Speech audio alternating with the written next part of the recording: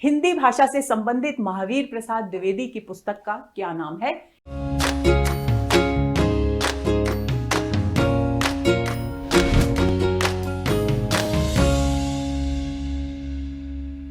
नमस्कार दोस्तों, आपके अपने YouTube चैनल साहित्य समाधान के मंच से मैं डॉक्टर रीता गौड़ आपका हार्दिक स्वागत करती हूँ, अभिनंदन करती हूँ। दोस्तों, पिछले सत्र में हमने जो शुरुआत की थी भाषा को समझने की, उसे जानने की, और हमने बात की थी भाषा शब्द कैसे बना, भाषा की व्युत्पत्ति कैसे हुई, भाषा को भाषा वैज्ञानिकों ने किस रूप में परिभाषित किया है और भाषा की प्रकृति कैसी होती है, उसका स्वभाव कैसा होता है, यानी उसकी प्रमुख विशेषताएं क्या हैं जिनके जरिए वो अपने आप को विकास के मार्ग पर आगे बढ़ाती है। और क्योंकि हमें भाषा कौन सी पढ़नी है, हिंदी पढ़नी है, हिंदी साहित्य पढ़ना है, इसलिए हमने हिंदी शब्द की व्युत्पत्ति को भी वहीं जान लिया था। लेकिन आज के सत्र में रोचक बात यह है कि आज हम चर्चा करने वाले हैं हिंदी भाषा के जन्म की उन विभिन्न परिस्थितियों का जिनके फलस्वरूप सैकड़ों वर्ष के बाद हिंदी भाषा हमारे सामने आई और आज खड़ी बोली के रूप में, जिसे हम अभिव्यक्ति के माध्यम के रूप में स्वीकार करते हैं। तो चलिए आज के सत्र की शुरुआत करते हैं और जानते हैं भाषा की विकास यात्रा को, जो शब्द यात्रा के माध्यम से आगे बढ़ी। चलिए शुरू करते हैं। आज के सत्र में हम पढ़ने वाले हैं दोस्तों हिंदी भाषा के उद्भव के विषय में कुछ रोचक तथ्य। रोचक तथ्य क्यों कह रही हूं मैं? क्योंकि जिस तरह से किसी भी कहानी को हम सुनते हैं तो उसमें हमारी रुचि उत्पन्न होती है, हमारा उसमें मन लगता है। उसी तरह से एक कहानी के जरिए जो विभिन्न भाषा वैज्ञानिकों ने तैयार की है अपने शोध के आधार पर, उस कहानी के जरिए हम हिंदी भाषा के उद्भव को समझने की कोशिश करेंगे। दूसरा, हिंदी भाषा के जन्म की कहानी अर्थात उसके उद्भव की पृष्ठभूमि। हम अभी तक यही सुनते और समझते आए हैं कि वैदिक संस्कृत, फिर लौकिक और फिर पाली, फिर प्राकृत और फिर अपभ्रंश भाषाओं के बाद खड़ी बोली हिंदी विकसित हुई और आज अपने वर्तमान रूप में हमारे सामने है। लेकिन वैदिक संस्कृत से पहले क्या स्थिति थी? वैदिक संस्कृत से पहले भाषा का स्वरूप क्या था? वो कौन सा बीज था जहां से वैदिक संस्कृत उत्पन्न हुई और जिसने हिंदी भाषा के जन्म की पृष्ठभूमि तैयार की, यानी कह सकते हैं कि बीज वपन किया। तो चलिए इसे हम अलग अलग भाषा वैज्ञानिकों के माध्यम से, उनके विचारों के माध्यम से, उनके शोध के माध्यम से समझने की कोशिश करते हैं। और आज के हमारे इस सत्र के जो आधार ग्रंथ हैं वो हैं, सबसे पहला और महत्वपूर्ण ग्रंथ हिंदी भाषा की उत्पत्ति, आचार्य महावीर प्रसाद द्विवेदी। दूसरा ग्रंथ हिंदी भाषा का संक्षिप्त इतिहास, डॉक्टर भोलानाथ तिवारी। और हिंदी व्याकरण, पंडित कामता प्रसाद गुरु। इन सभी भाषा वैज्ञानिकों के शोध के फलस्वरूप जो रूप हमारे सामने आता है हिंदी भाषा के जन्म की पृष्ठभूमि का, उसे हम आज आपके साथ साझा करने जा रहे हैं। तो चलिए आगे बढ़ते हैं।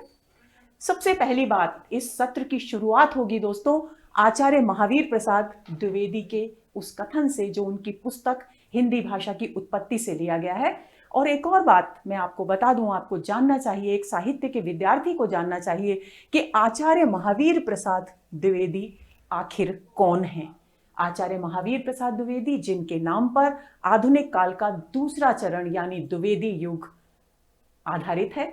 दूसरी बात, जिन्होंने हिंदी भाषा को परिष्कार दिया, व्याकरण सम्मत बनाया और हिंदी भाषा के विकास की पृष्ठभूमि तैयार की, सरस्वती पत्रिका का संपादन किया। उनका बहुत बड़ा योगदान है हिंदी भाषा के विकास के क्षेत्र में। और कहना चाहिए कि हिंदी भाषा जो ब्रज और अवधी भाषाओं से प्रभावित थी, उसे उस प्रभाव से मुक्त कर शुद्ध और सुसंस्कृत रूप में साहित्य का माध्यम बनाने में महत्वपूर्ण योगदान देने वाले साहित्यकार हैं आचार्य महावीर प्रसाद द्विवेदी। तो उनकी पुस्तक का ये अंश आपके सामने मैं पढ़ती हूं और इसे हम समझेंगे और इससे प्राप्त निष्कर्षों के आधार पर हम हिंदी भाषा के जन्म की पृष्ठभूमि को समझने का प्रयास करेंगे। तो चलिए पढ़ते हैं। हिंदुस्तान में सब मिलाकर 147 भाषाएं या बोलियां बोली जाती हैं। ध्यान देंगे, नोट कर लेंगे, 147 भाषाएं या बोलियां। उसके बाद लेखक लिखते हैं, उनमें से हिंदी वह भाषा है जिसका संबंध एक ऐसी प्राचीन भाषा से है जिसे हमारे और यूरोप वालों के पूर्वज, कौन कौन किसके पूर्वज, हमारे और यूरोप वालों के पूर्वज किसी समय बोलते थे। अर्थात एक समय ऐसा था जब दोनों के पूर्वज एक ही साथ या पास पास रहते थे और एक ही भाषा बोलते थे। पर किस देश या प्रांत में वे पास पास रहते थे यह बतलाना सरल नहीं है। यानी वो कौन सा स्थान था जहां पर हमारे पूर्वज और यूरोप वासियों के पूर्वज एक साथ रहते थे और एक ही भाषा का प्रयोग करते थे। ये बात आज तक पूरी तरह से सर्वमान्य मत के रूप में यानी निष्कर्षात्मक तथ्य के रूप में हमारे सामने नहीं आ पाई है। यानी ये एक विवाद का विषय है। इस विषय पर कितने ही विद्वानों ने तर्क दिए हैं, यानी बहुत सारे विद्वानों ने इस संदर्भ में कि हमारे और यूरोप वालों के पूर्वज कौन से स्थान पर रहते थे और कौन सी भाषा बोलते थे, अलग अलग प्रकार के तर्क अपने मत प्रस्तुत करने का प्रयास किया है। तो ये जो अंश हमने पढ़ा दोस्तों, उससे एक बात तो जाहिर है कि हमारे और यूरोप वासियों के पूर्वज एक थे। दूसरी बात, उनकी भाषा एक थी। फिर उनकी भाषा हमारी भाषा से इतनी अलग क्यों? फिर हमें क्यों लगता है कि अंग्रेजी, फ्रांसीसी, जर्मन आदि भाषाएं बहुत कठिन हैं और हमारी समझ में नहीं आती हैं? हमें बहुत ज्यादा एक्स्ट्रा एफर्ट करना पड़ता है, बहुत ज्यादा कोशिश करनी पड़ती है उन भाषाओं को समझने की। तो इसको भी हम आगे भाषा की विकास यात्रा के दौरान समझने की कोशिश करेंगे कि कैसे एक ही बीज से विकसित होने वाली अलग अलग शाखाएं अलग अलग रूपों में विकसित होती हैं, अलग अलग दिशाओं में विकसित होती हैं और एक दिन इतनी ज्यादा एक दूसरे से भिन्न हो जाती हैं कि उनका आपसी संबंध स्थापित करना मुश्किल हो जाता है। तो ये बात एक यहाँ पर आपको समझनी है, आपको ध्यान में रखनी है। दूसरी बात, यहाँ ये जो शब्द है यूरोप वाला, ये भाषा के प्रारंभिक दौर का कथन है और महावीर प्रसाद द्विवेदी ने इसे इसी रूप में लिखा है। इसलिए मैंने यहाँ इसको इसी तौर पर लिखकर ब्रैकेट में यूरोप वालों जैसा कि हम आज लिखा करते हैं, क्योंकि भाषा निरंतर गतिशील है, निरंतर विकासमान होती है। तो उस स्थिति में आज हम ये लिखते हैं, उस समय ये लिखा जाता था। तो आपको ये बात भी ध्यान में रखनी है। आगे चलते हैं। आगे वही कथन आगे चल रहा है कि अलग अलग मत विद्वानों ने प्रस्तुत किए हैं कि हमारे और यूरोप वालों के पूर्वज कौन से स्थान पर रहते थे। तो किसी ने हिंदुकुश के आसपास बताया, यानी हिंदुकुश, कुछ विद्वान कहते हैं कि हमारे और यूरोप वालों के जो पूर्वज हैं वो हिंदुकुश पर्वत के आसपास रहते थे। हिंदुकुश पर्वत कहाँ है? आपको ध्यान रखना चाहिए कि वर्तमान अफगानिस्तान, पाकिस्तान के आसपास के क्षेत्र से निकलती है हिंदुकुश पर्वत श्रृंखला। तो अफगानिस्तान और पाकिस्तान में हिंदुकुश की पर्वत श्रृंखलाएं देखी जा सकती हैं। तो यानी अफगानिस्तान और पाकिस्तान का जो क्षेत्र है वहां पर रहते थे। कुछ विद्वानों का यह मत है। किसी ने कॉकेशस के आसपास, कॉकेशस कहाँ है? कैस्पियन सागर का नाम आपने सुना होगा। काले सागर और कैस्पियन सागर के बीच का जो क्षेत्र है वो कॉकेशस क्षेत्र कहलाता है। तो कुछ विद्वानों का मत है कि कॉकेशस के आसपास रहा करते थे। किसी की राय हुई कि उत्तर पश्चिमी यूरोप में, यानी जहां आज फ्रांस, जर्मनी आदि देश हैं, उत्तर पश्चिमी यूरोप, वहां पर पास पास रहते थे। किसी ने कहा नहीं, ये आर्मीनिया में रहते थे। आर्मीनिया मध्य एशिया का एक स्थान है। किसी ने कहा ऑक्सस नदी के किनारे रहते थे। ऑक्सस नदी इस नदी का पुराना नाम है। आज हम इसे आमू दरिया नदी के नाम से जानते हैं। तो यानी आज जो आमू दरिया नदी है वही पुराने समय में ऑक्सस नदी कहलाती थी। तो उसके किनारे कहीं रहते थे। अब सबसे पिछला अंदाज विद्वानों का यह है कि हमारे और यूरोप वालों के आदि पुरखे यानी बहुत पुराने शुरू के पूर्वज दक्षिणी रूस के पहाड़ी प्रदेश में रहते थे। अब ये दक्षिणी रूस का पहाड़ी प्रदेश क्या है? यानी मध्य एशिया, जहां पर रूस की सीमाएं और एशिया की सीमाएं जो है वो यूरोप और एशिया की सीमाएं मिलती हैं। वो जो क्षेत्र है वो क्या कहलाता है? दक्षिणी रूस का पहाड़ी प्रदेश कहलाता है, जहां यूरोप और एशिया की हद एक दूसरे से मिलती है। हद का अर्थ है सीमा। तो ये बात आपको ध्यान में रखनी है। अब इस पूरे कथन का जो निष्कर्ष हमारे सामने आता है, जिसे आपको बिल्कुल अपनी स्मृति में अच्छी तरह जमा कर रखना है बच्चों, वो है अर्थात हमारे पूर्वज मध्य एशिया में कहीं रहते थे। एक बात ये निश्चित हो गई। दूसरी बात ये निश्चित हो गई कि एक ही भाषा बोलते थे, एक स्थान पर रहते थे और एक ही भाषा बोलते थे। और ये कथन किसका है?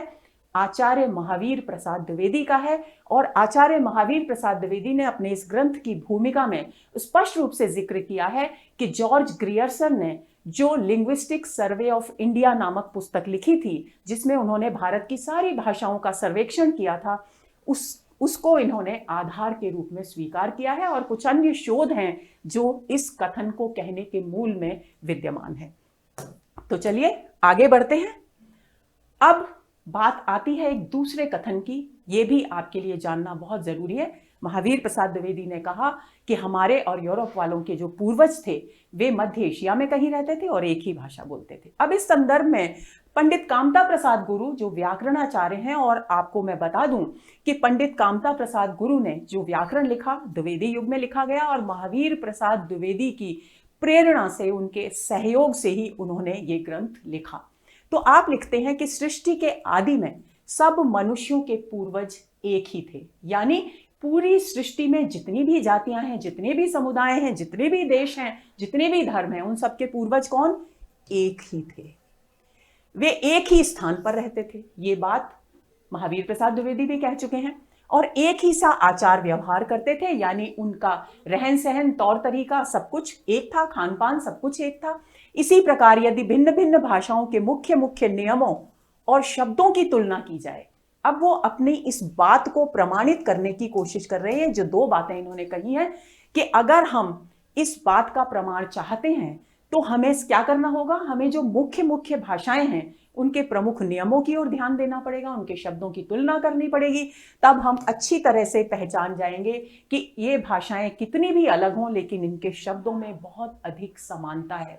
उच्चारण के अवयवों की भिन्नता के कारण, भौगोलिक परिस्थितियों के कारण, समय के प्रवाह के कारण भले ही शब्दों का रूप थोड़ा सा बदल गया हो, लेकिन शब्द वही है। इससे यह प्रकट होता है कि हम सबके पूर्वज पहले एक ही भाषा बोलते थे। यानी महावीर प्रसाद द्विवेदी के कथन का समर्थन करते हैं पंडित कामता प्रसाद गुरु, और यह कथन है उनकी हिंदी व्याकरण नामक पुस्तक में पृष्ठ संख्या 10 से लिया गया है। इसका निष्कर्ष क्या है इस कथन का? अर्थात मूल भाषा एक थी, किंतु उच्चारण अवयवों के प्रयोग की भिन्नता। क्योंकि भाषा में अंतर कब आता है? समय के प्रवाह के साथ तो आता ही है। भाषा की अपनी विशेषताएं होती हैं, हमने पिछले सत्र में पढ़ा था। क्या विशेषताएं होती हैं? सबसे पहली विशेषता महत्वपूर्ण यह है कि भाषा हमेशा परिवर्तनशील होती है। दूसरी बात, कठिन से सरल की ओर जाती है। और तीसरा कारण जो होता है भाषा में परिवर्तन आने का, वो होता है बोलने वाले लोगों के उच्चारण अवयवों के प्रयोग की भिन्नता, जो हिंदी शब्द की व्युत्पत्ति के संदर्भ में हम देख चुके हैं, जान चुके हैं। समय का प्रवाह, समय के साथ साथ भाषा निरंतर परिवर्तित होती है, और भौगोलिक विभिन्नताओं के कारण, कहीं बहुत ज्यादा ठंड है, मुंह कम खुलता है, उच्चारण अवयव धीरे धीरे काम करते हैं, तो भाषा पर इन सब परिस्थितियों का बहुत अधिक गहरा प्रभाव पड़ता है। भाषाएं अलग अलग अनेक रूपों में विकसित हुई, जबकि मूल भाषा एक ही थी। तो अब ये जो दो कथन हमने पढ़े दोस्तों, उनसे आपको एक बात अपने मस्तिष्क में अच्छी तरह बिठा लेनी है कि हम सबके पूर्वज, यानी यूरोप वालों के और हमारे पूर्वज एक थे, एक ही स्थान पर रहते थे, और सर्वमान्य मत के अनुसार मध्य एशिया में रहते थे और एक ही भाषा बोलते थे। लेकिन अनेक कारणों की वजह से अलग अलग भाषाएं समय के प्रवाह के फलस्वरूप विकसित हुई। अब वो कैसे विकसित हुई ये हम देखते हैं, क्योंकि हम भाषा की यात्रा पढ़ रहे हैं, भाषा की यात्रा पर हैं। चलिए आगे चलते हैं। अब इस संदर्भ में पंडित कामता प्रसाद गुरु का एक और महत्वपूर्ण कथन यहां ध्यान देने योग्य है। पाश्चात्य विद्वान पहले यह समझते थे कि इब्रानी भाषा से, जिसमें यहूदी लोगों के धर्म ग्रंथ हैं, इब्रानी जिसको हम हिब्रू भाषा के नाम से जानते हैं। हिब्रू भाषा कौन सी है? जो ईसाइयों का जो धर्म ग्रंथ है, जो यहूदियों का धर्म ग्रंथ है, ओल्ड टेस्टामेंट जिसे हम बाइबल के नाम से जानते हैं, वो हिब्रू भाषा में लिखी गई है। तो पहले पश्चिमी विद्वानों का क्या मानना था कि सबसे प्राचीन भाषा कौन सी है? हिब्रू भाषा है, और हिब्रू भाषा में बाइबल लिखी गई है, तो ओल्ड टेस्टामेंट जो है वो सबसे पुराना ग्रंथ है। लेकिन जब उन्होंने संस्कृत के ग्रंथों का अध्ययन किया, संस्कृत के शब्दों की व्युत्पत्ति को जाना, तब उन्हें पता चला क्या कि एक ऐसी आदिम भाषा थी, कि पुराने समय में एक ऐसी भाषा प्रचलित थी जो हम सबकी अभिव्यक्ति का माध्यम थी, लेकिन उसका पता लगाना अब कठिन है, क्योंकि हमारे पास कोई ना तो लिखित ग्रंथ है उस भाषा के, ना हमारे पास अन्य कोई साक्ष्य है, कोई प्रमाण है। लेकिन हम सहज ही ये अनुमान लगा सकते हैं कि कोई ना कोई आदिम भाषा ऐसी जरूर थी जिससे ये सारी विश्व की भाषाएं विकसित हुई। संसार की सब भाषाएं निकली हैं। अब ये जितनी भी भाषाएं संसार की निकली हैं, उन सबको कामता प्रसाद गुरु ने 3 भागों में विभाजित किया है। देखते हैं कौन से हैं वे 3 भाग। देखिए, सबसे पहले आर्य भाषाएं, दूसरा शामी भाषाएं और तीसरा तुरानी भाषाएं। आर्य भाषाएं कौन सी हैं? वही वैदिक संस्कृत, लौकिक संस्कृत, पाली, प्राकृत, अपभ्रंश, अभट, ये सारी की सारी जो भाषाएं हैं ये आर्य भाषाओं के अंतर्गत आती हैं। और दूसरा वर्ग है भाषाओं का शामी भाषाएं। शामी भाषाएं कौन सी हैं? जिसमें इब्रानी यानी हिब्रू, अरबी और हबशी भाषाएं आती हैं। तुरानी भाषाएं तीसरा वर्ग है। तुरानी भाषा में मुगली, चीनी, जापानी, द्राविड़ी यानी दक्षिण भारत की भाषाएं और तुर्की आदि भाषाएं शामिल हैं। तो ये 3 वर्ग सारी भाषाओं के कामता प्रसाद गुरु ने वर्गीकृत किया इनको 3 वर्गों में। और ये भाषाएं हैं, आपको ध्यान रखना है, आर्य भाषा, शामी भाषा और तुरानी भाषा। और सबसे महत्वपूर्ण बात आपको क्या याद रखनी है कि आर्य भाषाओं में कौन कौन सी भाषाएं आती हैं, क्योंकि यहीं से हम हिंदी के जन्म के विकास की प्रक्रिया को जानना शुरू करेंगे और हमें वही पढ़ना है। ये जानकारी आपको इसलिए क्योंकि केवल आर्य भाषाओं को जानने से काम नहीं चलेगा, उसके साथ अन्य जो विश्व में भाषाएं विकसित हुई उनका भी हमें कम से कम नाम तो पता होना ही चाहिए। चलिए आगे चलें। अब हिंदी भाषा के जन्म की पृष्ठभूमि पर आते हैं। आखिर वो कौन सी परिस्थितियां थी? सब पढ़ लिया हमने, हमारे पूर्वज एक थे, एक ही भाषा बोलते थे, एक ही स्थान पर रहते थे, लेकिन फिर अलग अलग भाषाएं कैसे विकसित हुई वो जानना जरूरी है, क्योंकि वहीं से हिंदी की उत्पत्ति की प्रक्रिया शुरू हुई। हमारे और यूरोप वासियों के पूर्वज मध्य एशिया में कहीं रहते थे, पहली बात। दूसरी बात, वे भ्रमणशील जीवन व्यतीत करते थे और पशुपालन पर उनका जीवन आधारित था। हम जब प्राग ऐतिहासिक युग आदि पढ़ते हैं, पाषाण युग पढ़ते हैं इतिहास में, तब भी हम देखते हैं कि प्राचीन काल में जो आदि मानव था वो भ्रमणशील जीवन व्यतीत करता था। तो इस बात की पुष्टि ऐतिहासिक तथ्यों से भी होती है। जीवन में स्थिरता के उद्देश्य से उन्होंने खेती करना प्रारंभ किया और किसी अज्ञात कारणों से, क्योंकि हमें उस युग की भाषा का जब ज्ञान नहीं है तो हम ये भी नहीं जान सकते, ये भी निश्चित रूप से नहीं कह सकते कि किन कारणों से उस समुदाय में, जो हमारे और यूरोप वालों के पूर्वजों का समुदाय था, अलगाव की स्थिति उत्पन्न हुई होगी। तो लेखक लिखते हैं कि किन्हीं अज्ञात कारणों से इस समूह में अलगाव हुआ। आगे चलते हैं। अब हिंदी भाषा के जन्म की पृष्ठभूमि की खास बात, खास बिंदु यहां पर आ गया है दोस्तों। आवश्यकताएं बढ़ी और कुछ अज्ञात कारणों से समूह में अलगाव हुआ। कौन सा समूह की बात कर रहे हैं हम उस समूह की बात कर रहे हैं जहां हमारे पूर्वज और यूरोप वालों के पूर्वज एक स्थान पर रहते थे। तो इस समूह में अलगाव के कारण क्या चीज सामने आई? एक शाखा पश्चिम की ओर चली गई। पलायन मतलब चली गई, अलग हो गए, 2 टुकड़े हो गए। एक शाखा पश्चिम की ओर चली गई और दूसरी शाखा पूर्व की ओर आ गई। ठीक है। अब इस शाखा से, ये जो पश्चिम की ओर गई, यानी फ्रांस, जर्मनी आदि देशों की ओर जो भाषा गई, वहां से ग्रीक, लैटिन, ट्यूटोनिक, अंग्रेजी और केल्टिक भाषाओं का विकास हुआ।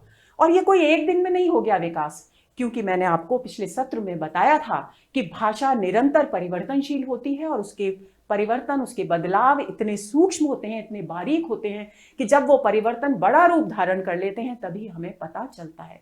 तो सैकड़ों वर्षों की विकास प्रक्रिया के बाद ये भाषाएं अलग अलग विकसित हुई। इतनी भाषाएं कौन सी शाखा से? पश्चिम की शाखा से, जबकि पश्चिम और पूर्व की शाखा के पूर्वजों की भाषा एक थी, लेकिन अलग अलग स्थानों की ओर चले जाने के कारण, अलग अलग परिस्थितियों में अलग अलग उच्चारण के कारण भाषाएं अलग अलग विकसित हुई। अब जो शाखा पूर्व की ओर आई, उनसे विकसित हुई, उनके पास जो भाषा थी उससे विकसित हुई ईरानी और आर्य भाषाएं। ये आपको ध्यान में रखना है कि पूर्व की ओर जो शाखा आई, जो पश्चिम की ओर चली गई वो तो यूरोप वाले हो गए अब, लेकिन जो पूर्व की ओर आए उसमें 2 भाषाएं विकसित हुई, एक तो ईरानी भाषा और एक आर्य भाषा। सबसे पहले ईरानी भाषा का विकास हुआ। अब ये जो दूसरी शाखा के लोग थे, यानी जो पूर्व की ओर बढ़े, वे ऑक्सस और जैक्सार्टस नदियों के किनारे खोकंद और बदख्शां तक आ गए। ये मध्य एशिया के स्थान है सारे। मैंने आपको बताया आमू दरिया नदी आज कहते हैं ऑक्सस को, इसी तरह से जैक्सार्टस को कहते हैं सीर दरिया नदी। इन दोनों नदियों के किनारे बढ़ते हुए वे आ गए और कौन से स्थान पर आए? खोकंद और बदख्शां तक। अब इस मैप के द्वारा हम इस बात को थोड़ा सा समझने की कोशिश करेंगे, जिससे कि आपकी स्मृति में, आपके मस्तिष्क में ये अलगाव और किस तरीके से भाषा के जन्म की परिस्थितियां उत्पन्न हुई वो समझ में आ जाए। हाँ तो दोस्तों, इस नक्शे के जरिए हम इस पलायन को समझने की कोशिश करेंगे। हमने अभी बात की कि मध्य एशिया में जहां कहीं भी हमारे पूर्वज और यूरोप वालों के पूर्वज रहते थे, किसी अज्ञात कारण से उनमें अलगाव हुआ, एक शाखा पश्चिम की ओर गई। तो आप समझ लीजिए ये पूरा का पूरा मध्य एशिया का मैप है। ये पूरा जो नक्शा है वो मध्य एशिया का मैप है। पश्चिम की ओर गई यानी इस तरफ यहां चले गए कौन? एक शाखा, जहां से अंग्रेजी, केल्टिक, ट्यूटोनिक, ग्रीक आदि भाषाएं विकसित हुई, और दूसरी पूर्व की ओर आ गए यानी इस तरफ आ गए। जहां कहीं भी इस क्षेत्र में मध्य एशिया में वो लोग रहते थे, वहां से एक शाखा इस तरफ गई और दूसरी शाखा इस तरफ आई। ये बात आपको ध्यान में रखनी है। और ऑक्सस और जैक्सार्टस नदियों के सहारे चल करके वे लोग कौन से स्थानों पर आ गए? खोकंद और बदख्शां नामक स्थानों पर आ गए, जिसको हम आगे मैप में अच्छी तरह से देखने और समझने की कोशिश करेंगे। तो चलिए आगे चलते हैं। अब खोकंद और बदख्शां में फिर से अलगाव हो गया। अलगाव हो गया तो पश्चिम में मर्व और पूर्वी फारस की ओर एक शाखा चली गई, यानी एक बार तो चले गए पश्चिम और पूर्व की ओर, फिर दोबारा से जो पूर्व की शाखा थी, जो खोकंद और बदख्शां तक आई, मैंने आपको जिक्र किया, उसके भी दो भाग हो गए। एक भाग चला गया पश्चिम में मर्व की ओर, यानी मर्व वो स्थान जो आधुनिक ईरान में स्थित था। फारस, पर्शिया, ईरान सब एक ही है, आपको अच्छी तरह से मालूम है, मैंने पिछली बार भी आपसे जिक्र किया था। और एक शाखा आ गई पूर्व में हिंदुस्तान की ओर। लेकिन आश्चर्य की बात क्या है? आश्चर्य की बात यह है कि इनकी भाषा भी ईरानी है, और ये जो हिंदुस्तान की तरफ आए इनकी भाषा भी ईरानी है। क्यों? क्योंकि ये सब एक साथ खोकंद और बदख्शां की तरफ आए थे, और जो आदिम भाषा अपने साथ लेकर आए थे, उस भाषा से जो भाषा खोकंद और बदख्शां तक आते आते विकसित हुई, वो ईरानी भाषा थी। ठीक, अब मैं उम्मीद करती हूं दोस्तों कि आपको यहां तक की बात अच्छी तरह समझ में आ गई होगी। अब इस ईरानी भाषा को लेकर के ये जो समूह है ये आगे बढ़ा। अब ये आगे बढ़ा तो कुछ दूर चलने के बाद इनमें भी अलगाव हुआ। कुछ लोग कश्मीर के उत्तर और पामीर के तरफ चले गए, पामीर के पठार की तरफ चले गए, और ये जो कश्मीर के उत्तर और पामीर की ओर गए, ये लोग कहलाए दरद, क्योंकि ईरानी भाषा में दरद का अर्थ होता है पहाड़ी क्षेत्र। तो क्योंकि ये पहाड़ी क्षेत्र की ओर गए थे इसलिए इन्हें दरद कहा। लेकिन भाषा इनकी अब भी कौन सी थी? ईरानी। यहां से यहां तक ईरानी ही रही। और जो दूसरी भाषा, जो दूसरा समूह इनसे अलग हुआ, वो फारस यानी ईरान की ओर चला गया, और मर्व में और आगे की ओर चला गया। अफगानिस्तान आ गया। आप सब जानते हैं अफगानिस्तान कहाँ है, बलूचिस्तान में ये फैल गए। और इनकी भाषा, इस समूह की जो भाषा है वो दो रूपों में हमारे सामने आई, पर्जिक भाषा और मीडिक भाषा। पर्जिक भाषा से ही कालांतर में फारसी भाषा का विकास हुआ और पहलवी भाषा का विकास हुआ। आप में से जिन भी विद्यार्थियों ने इतिहास पढ़ा होगा, शक और पहलवों का जिक्र वहां जरूर आया होगा। तो उन शकों और पहलवों में से जो पहलव थे, उनकी जो भाषा थी वो इस पर्जिक भाषा से विकसित हुई। और जो हमारे यहाँ तुर्क आए, मुसलमान मुगल काल में, उनकी जो भाषा थी फारसी, वो यहां से विकसित हुई। यानी पर्जिक भाषा से दो भाषाएं विकसित हुई। और ये जो दूसरी भाषा विकसित हुई वो थी मीडिक भाषा। लेकिन कालांतर में इन भाषाओं के विकास की प्रक्रिया तो हमें मिलती है, इसका प्रमाण तो हमें मिलता है। लेकिन मीडिक भाषा से कौन सी और भाषाएं आगे विकसित हुई, इसका प्रमाण हमें दुर्भाग्य से नहीं मिलता। लेकिन हाँ, इतनी जानकारी हमें जरूर मिलती है कि ज़ैंद आवेस्ता जो ग्रंथ है वो मीडिक भाषा में लिखा गया है। यानी इस बात को हमें ध्यान में रखना है कि ज़ैंद आवेस्ता जो ग्रंथ है उसकी भाषा मीडिक है, पुरानी मीडिक। चलिए, अब यहां तक की प्रक्रिया को समझने के बाद हम आगे चलते हैं। अब देखिए, बात आ गई खोकंद और बदख्शां के पहाड़ी क्षेत्र को छोड़कर जो लोग हिंदुस्तान आए, हमने खोकंद से 2 हिस्सों में विभाजित होने की बात की। एक शाखा चली गई थी अलग दिशा में ईरान की ओर और दूसरी शाखा आ गई थी हिंदुस्तान की ओर। तो अब हमें केवल उसी भाषा से मतलब है, उसी समूह से मतलब है जो कि हिंदुस्तान की ओर आए, क्योंकि हमें हिंदी भाषा के विषय में जानना है। जहां तक ये लोग साथ साथ थे वो स्थान था खोकंद और बदख्शां, और वहां से अलग हो गए। उसके बाद ये जो समूह हिंदुस्तान की ओर आया ये कंधार के पास आकर के रहा। कंधार और काबुल ये अफगानिस्तान और उसके आसपास के देशों में, एक ताजिकिस्तान आदि देशों में ये स्थित हैं। काबुल की तराई से होते हुए ये जो दूसरा समूह था जो हिंदुस्तान की तरफ आया वो पंजाब आ गया। पंजाब आप सभी जानते हैं, वो पंजाब जो आजादी से पहले था, यानी पाकिस्तान का भी पंजाब और हिंदुस्तान का भी पंजाब। वो पंजाब में ये स्थायी रूप से निवास करने लगे।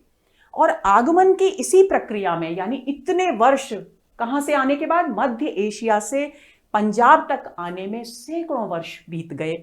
और क्योंकि उस समय ना तो कोई हवाई जहाज चलते थे, ना रेलगाड़ियां चलती थी, ना कोई और साधन थे यातायात के, तो पैदल ही आना था। तो उस आगमन की प्रक्रिया में पंजाब में आकर बसने तक कई सौ वर्ष का समय बीत गया।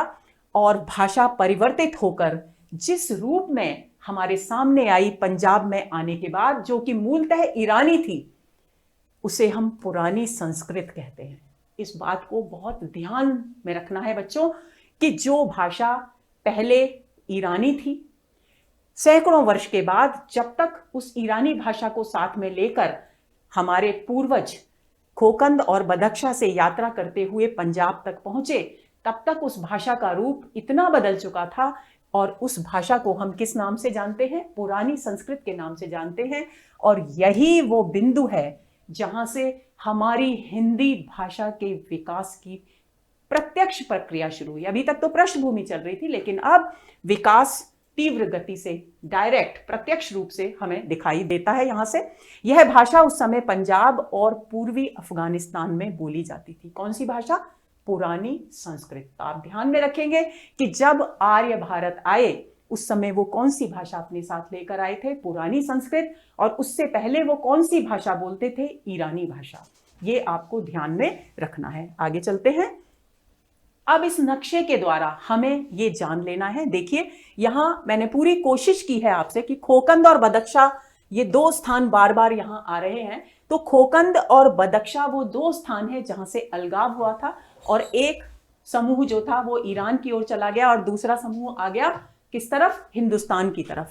तो यहां से इस खोकंद, ये खोकंद है और ये बदख्शां है, इन स्थानों, और ये सारे देश देख लीजिए आप, किर्गिजिस्तान है, ताजिकिस्तान है, ये कजाकिस्तान है, ये उज्बेकिस्तान है, ये तुर्कमेनिस्तान है, ये अफगानिस्तान है। तो इन सब से अलग होकर ये पहले यहां से कंधार की ओर आए, उसके बाद ये काबुल आए, और उसके बाद ये यहां ये पंजाब आ गया जो कि आजकल पाकिस्तान में है।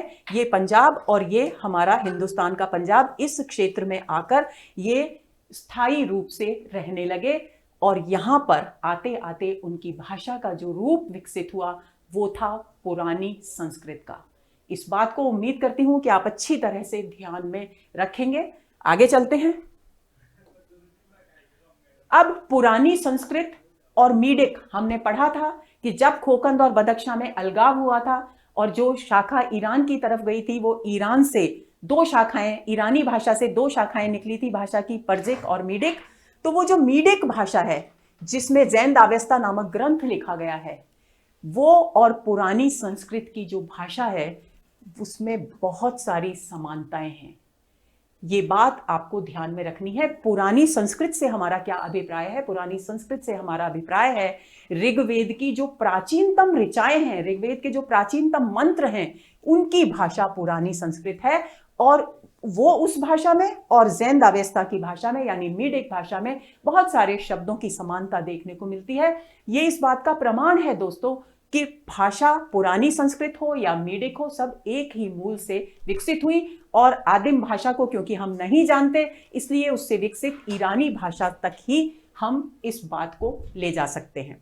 मीडिक भाषा बोलने वाले बहुत ही रोचक तथ्य, किस तरह से शब्द अपना रूप बदलते हैं, और शब्द अपना रूप बदलते हैं, अपना विकास करते हैं, उनकी अपनी एक यात्रा होती है। उसी के फलस्वरूप भाषा भी अपनी यात्रा करती है, क्योंकि भाषा के विकास की जो यात्रा है उसका जरिया बनते हैं शब्द। तो देखिए, एक शब्द है असुर। हम सब जानते हैं, आप भी जानते होंगे, असुर का अर्थ होता है राक्षस, दैत्य जो हिंसा करे।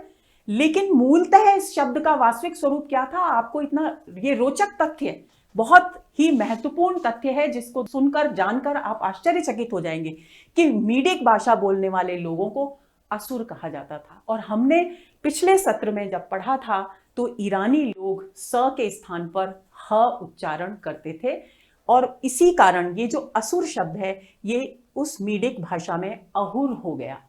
और आपको ध्यान होगा कि अहुर मजदा ईरानियों के एक देवता माने गए हैं जिनका जिक्र जैंद आवेस्ता में किया गया है। और क्यों ये असुर कहलाए? क्योंकि वे सुरापान नहीं करते थे, इसलिए उन्हें क्या कहा गया? असुर कहा गया। अब एक और रोचक तथ्य, पुरानी संस्कृत बोलने वाले जो आर्य थे, जिनको हम भारतीय आर्य कहते हैं, वे सुरापान करते थे, इसलिए वे क्या कहलाए? सुर कहलाए। सुर जिस शब्द का अर्थ आजकल हम देवता के रूप में लेते हैं, और असुर जिसका अर्थ हम किस रूप में लेते हैं? राक्षसों के, दैत्य के रूप में लेते हैं। यानी मूलतः जो सुरापान नहीं करते थे उनके लिए असुर शब्द था, और जो सुरापान करते थे उनके लिए सुर शब्द था। ये जैंद आवेस्ता में जाकर अहुर हो गया ईरानियों के उच्चारण की भिन्नता के कारण, और ये सुर ही रहा। ऋग्वेद के प्रारंभिक मंत्रों में असुर और सुर दोनों को पूज्य माना गया है। कालांतर में मंत्रों में असुरों के प्रति सुरों की घृणा व्यक्त की गई है। देखिए किस तरीके से जैसे जैसे मनोवृत्तियों में बदलाव आता है, भावनाओं में बदलाव आता है, हमारी भाषा में भी बदलाव आता है। और आपको ये जानकर आश्चर्य होगा कि मीडिक भाषा में जो जैंद आवेस्ता ग्रंथ लिखा गया है उसमें भी जो सुर हैं इनकी निंदा की गई है। वो निंदा का कारण तो ये है कि ये सुरापान करते थे और असुर सुरापान में विश्वास नहीं करते थे, इसलिए उन्होंने इन सुरों की निंदा की। लेकिन प्रारंभिक ऋग्वेद के मंत्रों में भले ही असुर और सुर दोनों को पूज्य माना गया हो, लेकिन बाद के मंत्रों में सुरों ने असुरों की प्रति घृणा व्यक्त की है। और संभवतः इसी कारण, यही विचार और भावनाओं के बदलाव के कारण, ये असुर शब्द बाद में बुरी प्रवृत्तियों का द्योतक बन गया और निंदनीय हो गया। और वेदों के बाद, वैदिक साहित्य की रचना के बाद जो भी ग्रंथ लिखे गए, धीरे धीरे करके अपना पूर्ण अर्थ बदलते हुए ये असुर शब्द दैत्यों और राक्षसों का बोधक बन गया। ये एक बहुत ही रोचक तथ्य है जिसमें अर्थ बिल्कुल विपरीत हो गया है। आगे चलते हैं। यह निर्विवाद है कि वेदों और आवेस्ता की रचना करने वाले हमारे पूर्वज किसी समय में एक ही भाषा बोलते थे। ये बात बिल्कुल विवाद से परे है। क्यों? क्योंकि इस तरह के प्रमाण जैंद आवेस्ता और ऋग्वेद में मिलते हैं, जिनसे प्रमाणित होता है कि हमारे और आवेस्ता यानी ईरानियों के पूर्वज एक थे और एक ही भाषा बोलते थे। आगे चलते हैं। अब हमने जो आज तक पढ़ा उस पर एक नजर डालते हैं, क्योंकि हम अब कहां आ गए हैं? पंजाब में स्थायी रूप से निवास करने लगे आर्य, जिनको हम अब भारतीय आर्य आगे के सत्रों में कहकर संबोधित करेंगे। तो हमने आज तक जो पढ़ा, पृष्ठभूमि तैयार हो गई है हिंदी भाषा के विकास की, उसके जन्म की। तो अब कैसे जन्म होगा ये आगे के सत्रों में हम चर्चा करेंगे, लेकिन एक नजर हमारे आज के जो पढ़ी गई जानकारी है उसको दोहरा लें। हमारे और यूरोप वासियों के पूर्वज मध्य एशिया में कहीं यूरोप और एशिया की सीमा पर रहते थे। आपको याद रखना है, एक समय में हमारे और यूरोप वासियों के पूर्वज एक ही भाषा बोलते थे, और वो भाषा कौन सी थी इसके विषय में निश्चित रूप से कुछ नहीं कहा जा सकता। क्यों? क्योंकि हमारे पास कोई प्रमाण उपलब्ध नहीं है। अब पशुपालन और भ्रमणशील जीवन इनके जीवन की प्रमुख विशेषता थी। खेती करने के विचार से इनके जीवन में स्थायित्व आया, स्थिरता आई। आगे चलते हैं। पंडित कामता प्रसाद गुरु ने संसार की सारी भाषाओं को 3 वर्गों में विभाजित किया है, जो कि हमने पढ़ा। आर्य भाषाएं, शामी भाषाएं और तुरानी भाषाएं। एक ही भाषा से ये तीनों वर्गों की भाषाएं निकली। दूसरे संस्कृत, प्राकृत आदि आर्य भाषाओं और अंग्रेजी, फारसी, यूनानी, लैटिन आदि भाषाओं के बीच जन्म का संबंध है, यानी भाईचारा है, क्योंकि उनकी सबकी जननी एक है। आगे चलते हैं। पहले अलगाव में हमारे जो आदिम पूर्वज थे वो पश्चिम और पूर्व की ओर गए। हमने चर्चा की थी कि एक समूह पश्चिम की ओर गया और दूसरा समूह पूर्व की ओर गया। दूसरा अलगाव पूर्व की ओर आने वाले पूर्वजों में खोकंद और बदख्शा के आसपास दूसरा अलगाव हुआ, और दूसरे अलगाव में कुछ समूह भारत की ओर आया और अनुमानित समय यह माना जाता है कि भारत में आर्यों के आगमन का जो समय है वो 1500 ईसा पूर्व है और इन्हें अब आर्य कहकर आगे हम संबोधित करेंगे। ईरानी और दरद लोगों से अलग होकर भारत के पंजाब प्रांत में आकर बस गए और अपने साथ पुरानी संस्कृत भाषा लेकर आए। ये बात हमें ध्यान में रखनी है। आइए अब दोहराने के लिए कुछ एक प्रश्न बनते ही हैं। चलिए देखते हैं पहला प्रश्न क्या है। हिंदी भाषा से संबंधित महावीर प्रसाद द्विवेदी की पुस्तक का क्या नाम है। शुरुआत में ही इसकी चर्चा की गई थी। महावीर प्रसाद द्विवेदी के बारे में मैंने विस्तार से आपको बताया भी था। तो हिंदी भाषा की उत्पत्ति एक ऑप्शन, दूसरा हिंदी भाषा का संक्षिप्त इतिहास, हिंदी व्याकरण और हिंदी भाषा। तो ए ऑप्शन सही है क्योंकि महावीर प्रसाद द्विवेदी की पुस्तक का नाम है हिंदी भाषा की उत्पत्ति। आगे चलते हैं। दूसरा प्रश्न देखिए, महावीर प्रसाद द्विवेदी के अनुसार हिंदुस्तान में कुल मिलाकर कितनी भाषाएं और बोलियां बोली जाती हैं। तो उन्होंने बताया था कि 147 भाषाएं और बोलियां बोली जाती हैं। आगे चलते हैं। सर्वमान्य मत के अनुसार हमारे और यूरोप वालों के पूर्वज किस स्थान पर रहते थे। हिंदुकुश, कॉकेशस के आसपास, उत्तर पश्चिमी यूरोप में या फिर मध्य एशिया में। हमने पढ़ा था दोस्तों कि सभी विद्वानों ने, अनेक विद्वानों ने अलग अलग मत दिए हैं। किसी ने हिंदुकुश के पास बताया है, किसी ने कॉकेशस में बताया है और किसी ने उत्तर पश्चिमी यूरोप में बताया है। लेकिन सर्वमान्य मत के अनुसार हमारे और यूरोप वालों के पूर्वज मध्य एशिया में रहते थे, यानी डी ऑप्शन बिल्कुल सही है। आगे चलें। निम्नलिखित में से हिंदी भाषा की उत्पत्ति की पृष्ठभूमि के विषय में असत्य कथन है। अब अगर आपने ये पूरे सत्र में एक एक बात को बहुत ध्यान से सुना है तो आपके लिए कोई बहुत बड़ी बात नहीं है इस प्रश्न का उत्तर देना। तो देखिए ए ऑप्शन है, सृष्टि के आदि में सभी मनुष्यों के पूर्वज एक थे। ये बात कही गई है, सत्य है। वे सभी एक ही स्थान पर रहते थे किंतु उनका आचार विचार और रहन सहन भिन्न था। सोचना आपको यह है कि क्या यह कथन भी सही है। नहीं, ये गलत है। वे रहते एक स्थान पर थे किंतु उनका आचार विचार और रहन सहन भिन्न नहीं था, एक जैसा था। तो ये उत्तर इसका बी ऑप्शन है। वे सभी एक ही भाषा बोलते थे, ये भी सत्य है। मूल भाषा एक होने पर उच्चारणगत भिन्नता के कारण कालांतर में अलग अलग रूपों में भाषा का विकास हुआ, ये भी बिल्कुल सही है। तो इस प्रश्न का उत्तर है बी। आगे चलते हैं, अगला प्रश्न देखते हैं। प्रारंभ में भाषाओं की उत्पत्ति के विषय में पाश्चात्य विद्वानों का क्या मत था। सभी भाषाएं इब्रानी भाषा से निकली हैं, इब्रानी यानी हिब्रू जिसकी चर्चा हमने की थी। सभी भाषाएं संस्कृत से निकली हैं, सभी भाषाएं ईरानी भाषा से निकली हैं, सभी भाषाएं अलग अलग भाषाओं से निकली हैं। तो किसका मत पूछा गया है। पाश्चात्य विद्वानों का मत पूछा गया है। ये आपको ध्यान में रखना है क्योंकि हमने ये भी पढ़ा है कि सभी भाषाएं ईरानी भाषा से निकली हैं। लेकिन बात क्या पूछी जा रही है, इस पर हमें ध्यान देना है कि हमें पाश्चात्य विद्वानों के मत के बारे में हमसे प्रश्न किया जा रहा है। तो पाश्चात्य विद्वानों का मत था कि सभी भाषाएं इब्रानी यानी हिब्रू भाषाओं से निकली हैं। आगे चलते हैं। कामता प्रसाद गुरु ने संसार की भाषाओं को किन किन वर्गों में विभक्त किया है। तो हमने पढ़ा था कि उन्होंने 3 वर्गों में विभक्त किया है, लेकिन प्रश्न ये है कि वे 3 वर्ग हैं कौन से। तो चलिए ऑप्शंस देखते हैं। आर्य भाषाएं, ईरानी भाषाएं, जर्मन भाषाएं। नहीं, ये तो नहीं है। आर्य भाषाएं, शामी भाषाएं, तुरानी भाषाएं। सी, तुरानी भाषाएं, यूनानी भाषाएं, रूसी भाषाएं, ईरानी भाषाएं, चीनी जापानी भाषाएं या आर्य भाषाएं।